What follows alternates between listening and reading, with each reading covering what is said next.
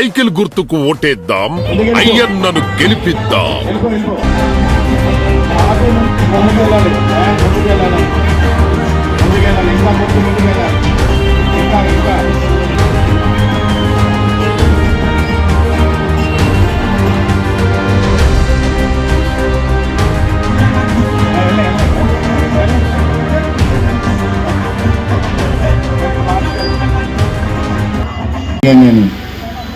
నేను కూడా ఎక్కడ ఎక్సలెక్ట్ చేయలేదు. ఇవాళ నర్సీపట్నంలో నేను ఎమ్మెల్యే అవ్వకముందు మన కుర్రవాళ్ళు చదువుకోవడానికి డిగ్రీ కాలేజీ కూడా లేదు. మీ అందరికీ తెలిసిన విషయం. నేను ఒకటే ఆలోచించాను, మన కుర్రవాళ్ళకి ఏమి ఇచ్చినా ఇవ్వకపోయినా చదువుకునే అవకాశం కల్పించాలని చెప్పి ఎన్టీ రామారావు గారిని, చంద్రబాబు నాయుడిని ఒప్పించి degree college, polytechnic college, ITI college, nursing college, private engineering college అన్నీ కూడా తీసుకొచ్చి మన కుర్రవాళ్ళు చదువుకోవడానికి ఎక్కడ అవకాశం కల్పించింది తెలుగుదేశం పార్టీ. అలాగే మన ఊర్లో హాస్పిటల్ ఉండేది, చిన్న హాస్పిటల్ ఉండేది. నేను ఎమ్మెల్యే అయితేప్పటికి ఎన్టీ రామారావు దగ్గరికి వెళ్ళి, సార్ నర్సీపట్నంలో సరైన హాస్పిటల్ లేదు, నాకు హాస్పిటల్ ఇవ్వనంటే పెద్ద ఆయన నన్ను చాలా అభిమానించేవాడు ఎన్టీ రామారావు గారు. అయ్యా నీకు ఏం కావాలి తమ్ముడు అని, అయ్యన్న కొడుకు తమ్ముడు అని నన్ను అన్నగారు హాస్పిటల్ ఇవ్వమంటే 100 పడకల ఆసుపత్రి నర్సీపట్నం నాకు ఇచ్చింది పెద్ద ఆయన నందమూరి తారక రామారావు గారు. తర్వాత చంద్రబాబు నాయుడు గారు వచ్చిన తర్వాత దాన్ని 150 పడకల ఆసుపత్రి చేసాం, బ్రహ్మాండంగా చేసాం. నర్సీపట్నం హాస్పిటల్ అంటే జిల్లాలో మంచి పేరు వచ్చింది. ఆడవాళ్ళకి పురుడు పోయాలంటే నర్సీపట్నం హాస్పిటల్ పేరు.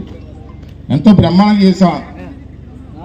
ఏసీ రూమ్లు పెట్టించాను, జనరేటర్ పెట్టించాను, లిఫ్ట్ పెట్టించాను, ఎవరికి ఇబ్బంది లేకుండా హాస్పిటల్ మెయింటైన్ చేశాను.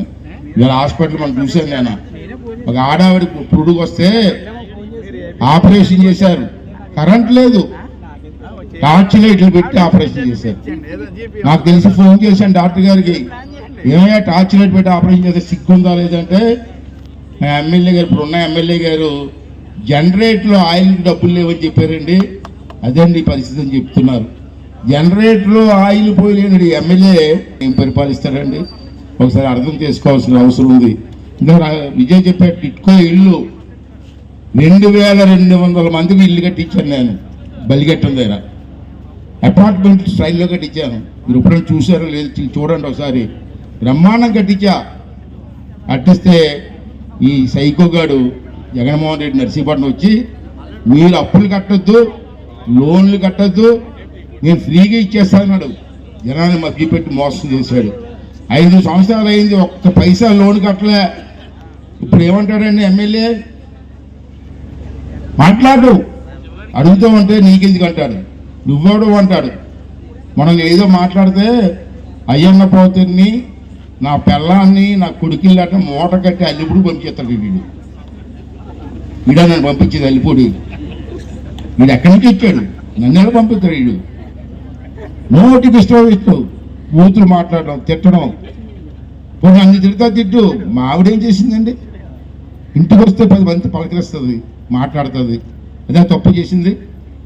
ఇంట్లో అందరినీ బూతులు తిట్టడం. మీరు చూసారమ్మా, నా మీద 16 కేసులు పెట్టాడు. మీ అందరూ చూశారు. ఏం మాట్లాడాను? అది చేసింది తప్పుని చెప్తూ ఉంటే 16 కేసులు పెట్టాడు. అయినా భయం పడిన నేను ఒకటే చెప్పాను, ఎన్ని కేసులు పెట్టుకో, ఏం పీక్కో జగన్మోహన్ రెడ్డి అని చెప్పాను నేను.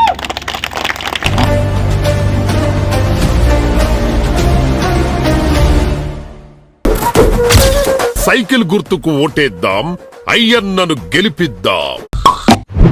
నిరంతర వార్తా సమాచారం కోసం మా వి న్యూస్ ఛానల్ సబ్స్క్రైబ్ చేయండి.